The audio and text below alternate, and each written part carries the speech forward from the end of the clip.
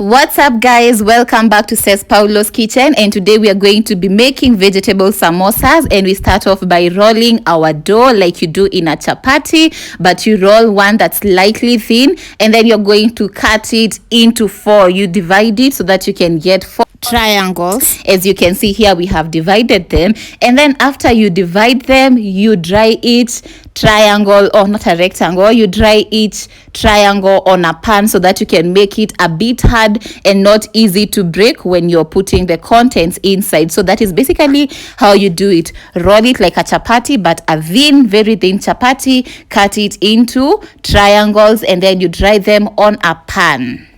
So we have used the all-purpose flour. I was told that's the best, so you don't want to buy the baking one. The all-purpose is the best for this specific project, the making of the vegetable samosas. After all your triangles are ready, this is how you fold it. You first measure the center like that. You put one side like that, fold the other side, and then once you get the size that you want, you take a mixture of flour and water. So what I am using as glue to seal the samosa pockets is a mixture of flour and water, just that. And here we have our glue, which is going to help us achieve the samosa pockets that we need. So like that, nothing that you put inside will fall off as long as you do exactly as I'm telling you.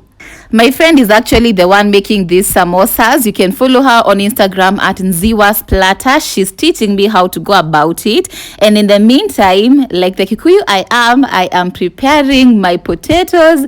So we're going to, these are potatoes that I have cut into cubes.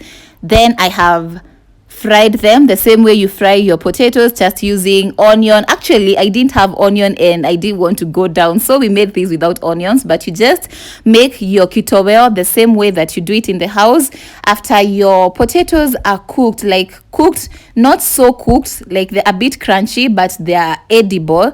That's what you need. Don't make them too mashed. Just let them be cooked enough. And then I am adding this leftover piece of chicken that remained, because I don't want to waste anything, and I think it's good to add a little bit of protein. Maybe it's also going to add the flavors in the fillings of the samosas. And then I add carrots. So you see, we've added the carrots after the potatoes are fully cooked, because we don't want the carrots to cook for so long. We want them to be crunchy still. And then next, you're going to add your cabbages, as you can see. So this is basically going to be a full meal, but we are going to make it samosas using this full meal. So this is basically a kitoweo.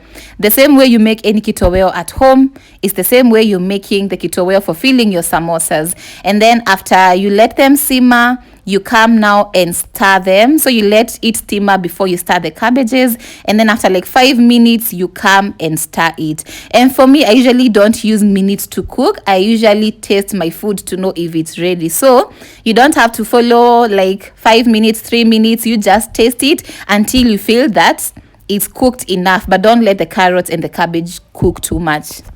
And then now that our kitoweo is fully cooked, we are now filling in the samosas. So you just put in a decent amount, an amount that will not make the contents peep out of the pocket. So like that, like you can just put 2 spoons, and then you will come and seal it with the flour that we used to seal at first. And there you have our complete samosa that has been filled. So the next thing now, we are going to dip it all in the oil and then cook it. We're frying it, deep frying it, and you just cook it until it's golden brown, and then you turn to the other side. You don't need to cook it for long, because everything that's inside is already cooked. We're just doing this so that we can completely seal the covers of the samosas. This looks so good, and you have no idea how it tasted after this. So you see, if you don't have vegetables, you can literally use anything to make your samosas, even dengu. I have made samosas out of dengu, guys. So there we go. We have our samosas ready, as you can see. Thanks to Nziwa's Platter, now we have breakfast for quite a number of days, and you can go ahead and serve your samosas as you like. For me, I used it. This was actually breakfast, and the chicken looks a bit weird because my gas died when I was frying the chicken, so I had to finish cooking the chicken in the microwave. That's why you're seeing it like that.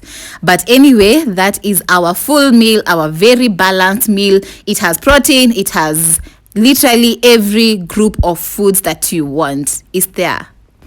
I hope that in today's video, guys, you have learned something new. You're going to try making your samosas at home, and I'll see you in the next video, guys. Bye bye. Mwah.